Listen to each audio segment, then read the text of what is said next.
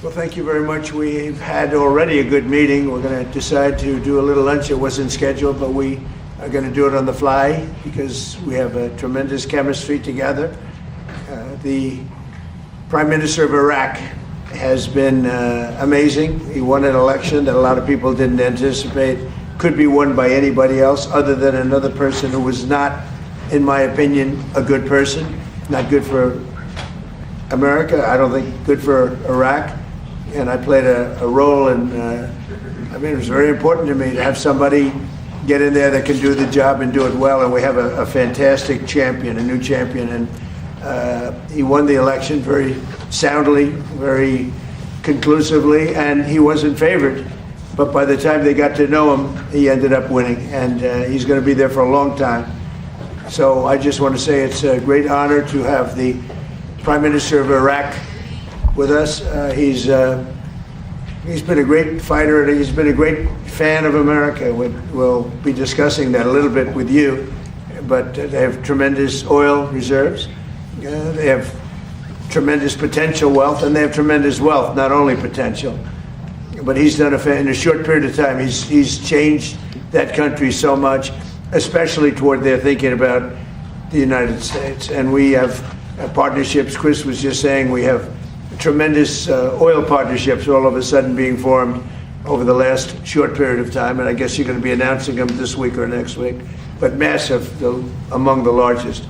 So they have done a fantastic job over the last very short period of time, but they have a great leader, the new Prime Minister. He's a great leader. I think he's going to be there for a long period of time, and it's great to have you at the White House. Thank you very much.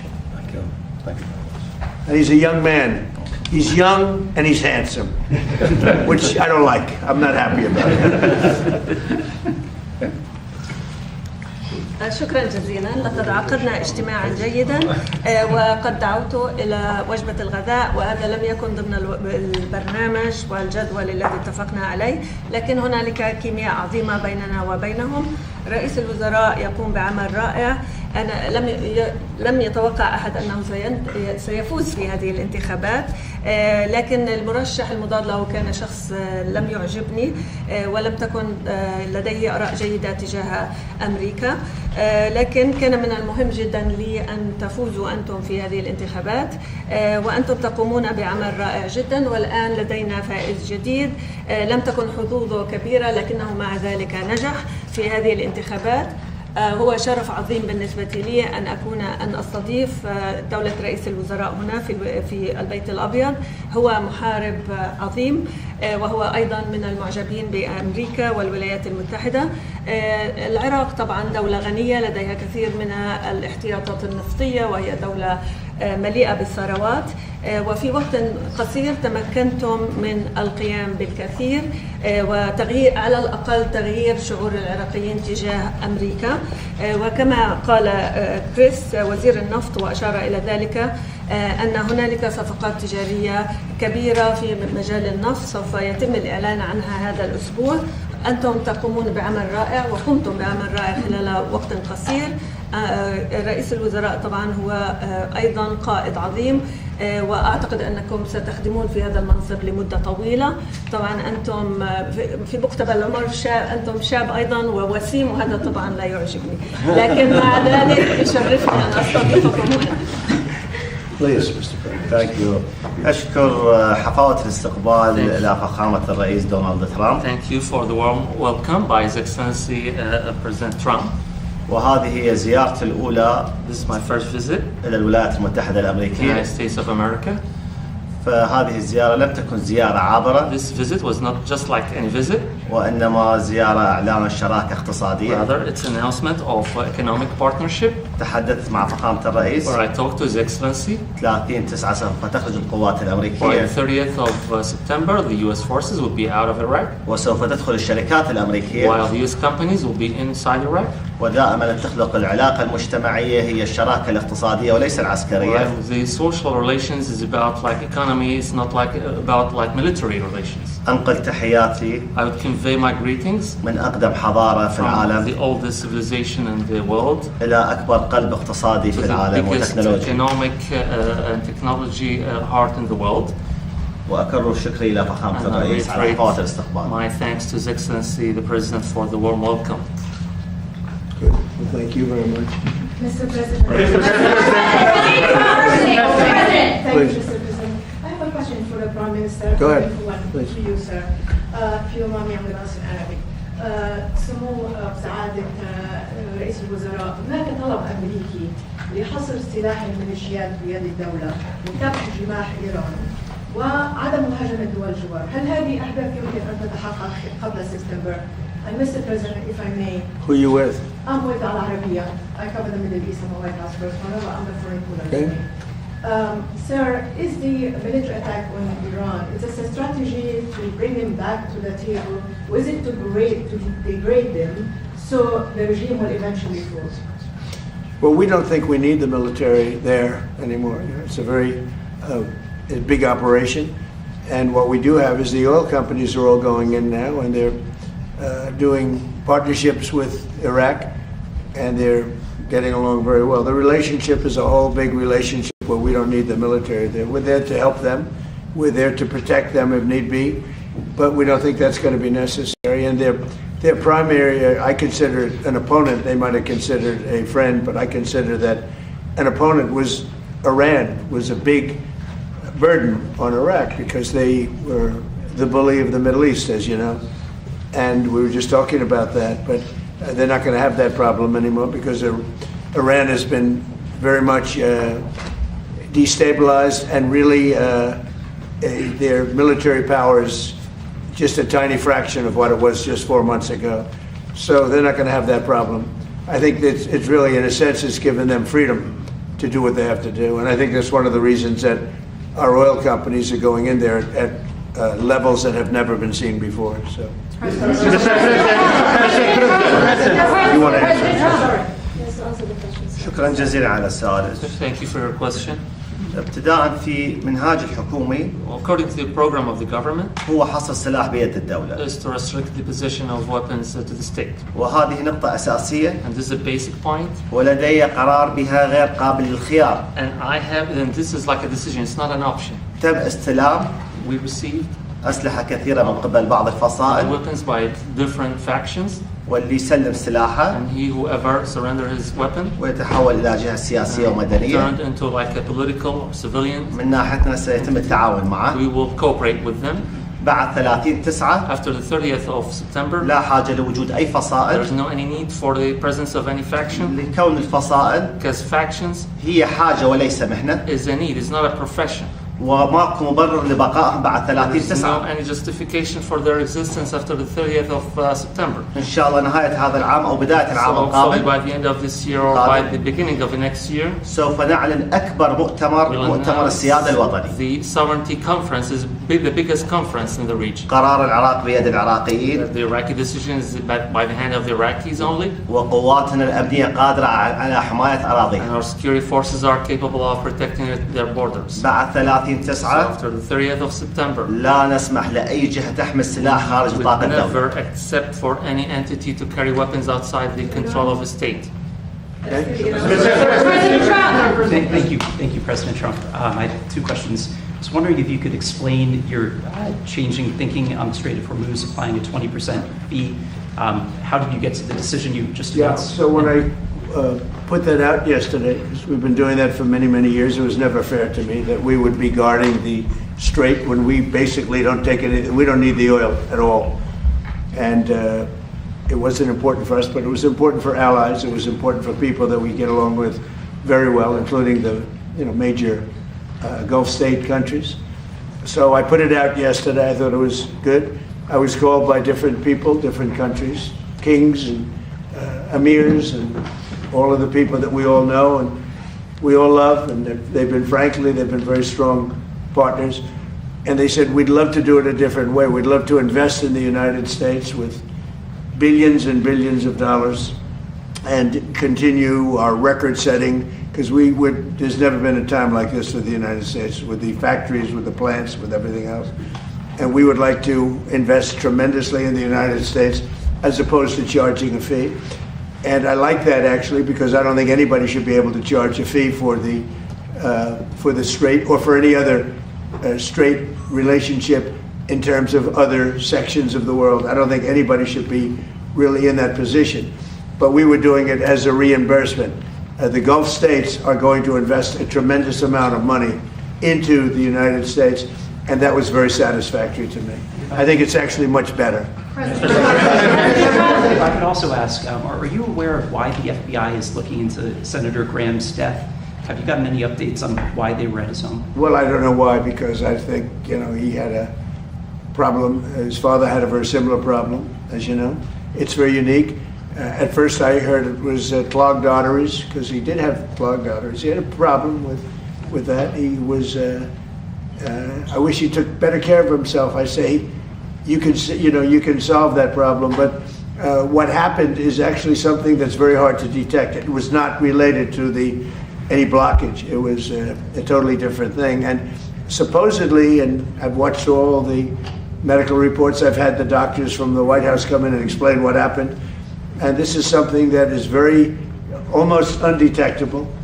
And if it happens, there's not much you can do about it. It sounds unfortunate, but there's not much you can do about it. If you look at his father died of the same thing at about the same age. So there was not much. They say it's almost undetectable. You can detect it by if you have a very bad back. That's a sign. It's a bad sign. So if anybody has a bad back, it's a pretty rough thing to think about. But the fact that's one of the primary signs. And he would tell me he had a bad back. But little did anyone realize it was for that. So, and when that bursts, which it did, it burst. There's not much. So I don't see a lot of evil there. I know there's all sorts of conspiracy theories going along, and I don't think the FBI. I think the FBI is wasting their time if they're doing that. Just on the prior question, the Hormuz Strait toll idea for you, that's dead now. That's completely gone. No, I just told you. You have Saudi Arabia, UAE, Qatar, Bahrain, and Kuwait, primarily, and then others. I spoke to all of them, and they would love to invest more money in the United States at record amounts, and that would be very acceptable. And this way, there's no fee. I don't like the concept of a fee, but at the same time, it's not fair that we're protecting this strait for the entire world, for China and everyone. I don't mind protecting it for China. I don't mind protecting it for anybody, but it's unfair that we're not in somehow compensated. And we've been doing this for many years. It's bothered me 25 years ago. It bothered me. During my first term, I was doing things like you have to invest in the United States. But by doing it that way, there's no fee. They're investing and they're getting a return on their money, and it's good. But they're going to be making massive investments into the United States, and I like that much better. President Trump. Can I ask you a bit about the meeting you had today, whether you discussed OPEC? There's been some reporting that Iraq is pushing for changes to OPEC, a larger share, and even that they might consider leaving it. The gentleman right here, because here he is. Would you like to know about it? Are you considering, Mr. Prime Minister, leaving OPEC, or are you pushing for changes within it? And Mr. President, would you support Well, I support him. I supported him very early I endorsed him, something I rarely do, but I've had great successes endorsing. We just had Colombia, which was a big one. Argentina was a big one. We had many. I've endorsed, I think everybody I've endorsed from a foreign standpoint, they just win. Yeah. And, I've been hearing great things. I'm a student of a lot of history, and I do know a lot about the history of Iraq. And I've watched what was happening in Iraq with the elections. And I put a very strong endorsement out because I was very unhappy with the man that was supposed to win the election. And this great gentleman, I think he's going to end up being a great leader. He won. So I'm very happy about that. As far as OPEC, that's his decision, and you might ask him that question. لا أوبك إحنا أحد البلدان المؤسسة لها. We are one of the countries that established OPEC. لكن نريد حقنا وحصة منصفة للعراق. We need like a fair share for Iraq. العراق حارب داعش. Iraq fought ISIS. والإرهاب بأجمعه. And terrorism at all. وبدعم الولايات المتحدة the الأمريكية. support of the United States of America. وهذه الحرب مع داعش This fight with ISIS كلفتنا نفقات كبيرة cost us like huge amounts of money ودمرت البنى التحتية and العراقية. destroyed the Iraqi infrastructure. مقدار الضرر اللي أصاب The العراق damage that really was against Iraq أكثر من 400 مليار دولار. is more than $400 billion. لليوم بعض العراقيين مدن مدمرة Till today, like some Iraqi cities are totally destroyed. ويسكنون في They're مخيمات. like living camps. والآن لدي خطة أعيدهم إلى دورهم. I have a plan to get them back to their homes. نريد حصة منصفة We للعراق need لا, a fair share. لا أكثر من We ذلك. need a fair share. Because if you remember, even though I was a civilian and had no thought of running for president, I get a disproportionate amount of publicity, as you probably heard. And I used to say, don't go into Iraq. Don't attack Iraq. Frankly, they attacked the wrong country. And they did a lot of damage. Yes. Thank you. Given how the Iranians have been behaving, do you have any regrets about lifting the naval blockade or giving the sanctions waivers? No. I gave them a chance. I wanted to give them a chance at making a deal. You know, we had a deal 2 days ago. It was done. And then all of a sudden, they couldn't do it. They didn't like something about the deal. They couldn't do it. And they shot first, and that was a big mistake that they shot first because we have been knocking the hell out of them. They're very difficult people. 47 years we put up with it. The SS Cole, you go back all the way, thousands of people, thousands of Americans were killed, a lot of soldiers were killed.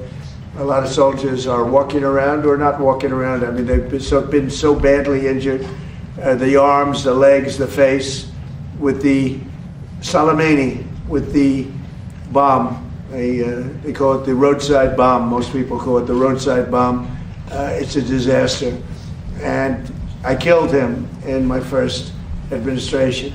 Had I not, it might be a different story today. He was a mad genius. He was probably a madman, but he was a general, and he had total control over the country. And I actually think the leaders of Iran were afraid of Soleimani. But I killed him. And by the way, with him went a very bad person also. They happened to be meeting each other at the airport. And a very bad person from Iraq happened to be a leader of Iraq happened to be killed in that same incident. So I don't know if I did you a favor or not. I've never asked you that question. You probably would know better than me. But no, I think that what we've done to Iran is we've taken away almost all of their military capability.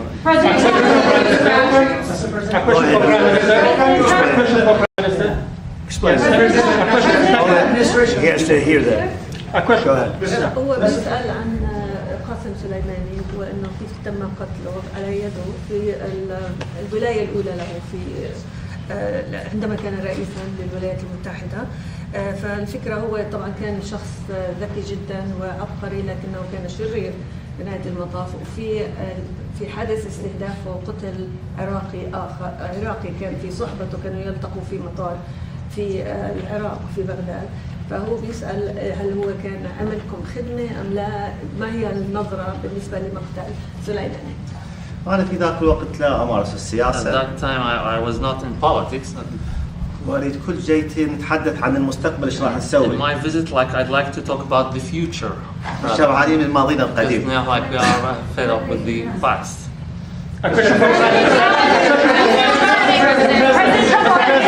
Thank you, Mr. President. Mr. Kurdish here. Mr. President, thank you for your time. Last year in May, the Prime Minister of Kurdistan region, Masroor Barzani, signed about $110 billion in energy deals with U.S. companies here in Washington, D.C. Right. Mr. President, if Baghdad and Erbil work together better, that investment could grow. What is your message and advice to the leaders in Baghdad and Erbil to work together? Why I'm asking this question? Because you are our miracle makers, Mr. President. I love this question. It's my favorite question so far, by far. Thank you very much for the question. Look, Baghdad, I think, and I and this country, we're going to make some tremendous music together. haven't been dealing very much over the last 4 or 5 years with the previous administration. Iraq has tremendous potential because of their oil and because of other things, but because of their oil. And we're going to be doing a lot of deals. We're going to create a lot of jobs for both countries, and we're going to be taking out a lot of oil. A lot of oil is coming out, and the American companies are doing it. Mostly American companies now. They don't want to do business with others.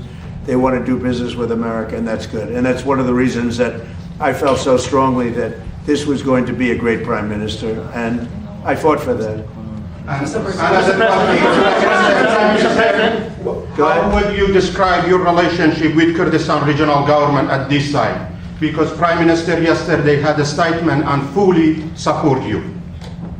كيف ترون علاقتكم مع كردستان اليوم لأنه السيد كرئيس وزراء؟ أنا أنظر للعراق جسد. I look at Iraq as a body.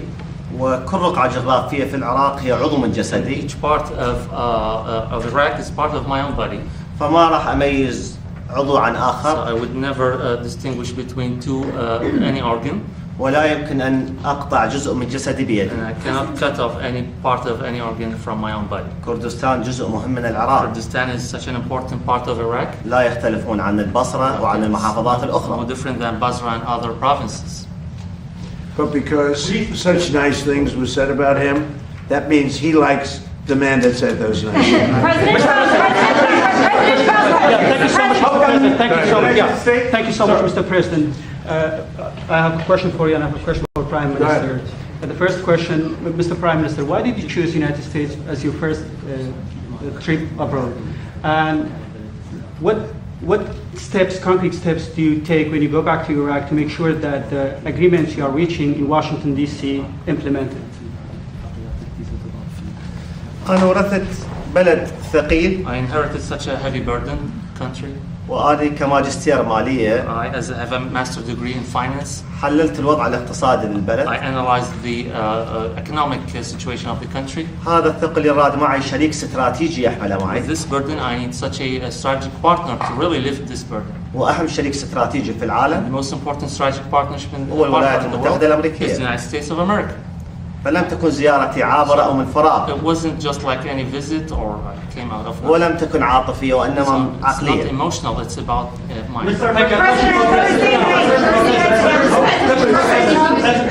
Inflation slowed to 3.5%. Yeah, thank you. Will this trend hold now that strikes on Iran? I think so. I think it's going to, inflation's down. We inherited the worst inflation in the history of our country. They say 48 years. It was the worst in the history of our country from Biden, Sleepy Joe. He might have been sleepy, but boy, he could create inflation like nobody. And I inherited that, and I got blamed for it, and it's not my fault. We are putting it to sleep. And we've done a great job, Scott and Howard and Marco and even Pete, because he's watching his dollars, right? But they've done a fantastic job. We've all done a fantastic job. So we had the worst inflation in history and the history of our country. I mean, we had months where it was 9 and 10%. And now we have a report just came out. It was just released. Thank you for bringing it up. But the report was incredible. Inflation is way down. That means prices are coming way down. And we're doing a great job. Remember that for the midterms. I say to that camera, remember that because nobody else could do it. Prices are way down. Prices are coming way down, and we're going to bring them much lower yet. President Trump, people around the world and around the nation are anticipating your big announcement on Thursday night regarding election machines and integrity. Can you give us sort of a sneak peek about what to expect and tell the Well, audience I'd rather in save America? it. It will concern that subject, and we'll have a couple of other things to Why say should people also. watch, though? But I'd rather save it, but it's really big news. It's really, really big news. And our country has to shape up.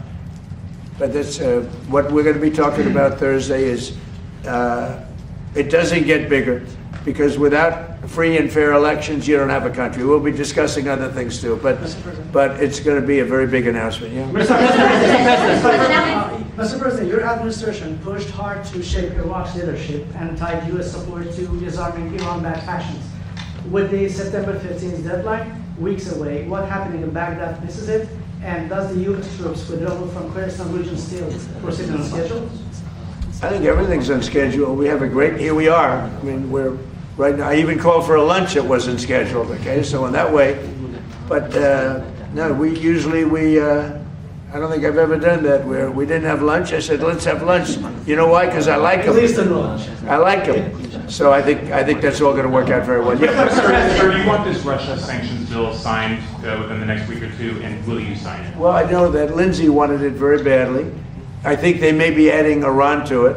They're going to add Iran, which is a very big thing. If they did that, they may add Hezbollah too. Just put them if you do business with Hezbollah.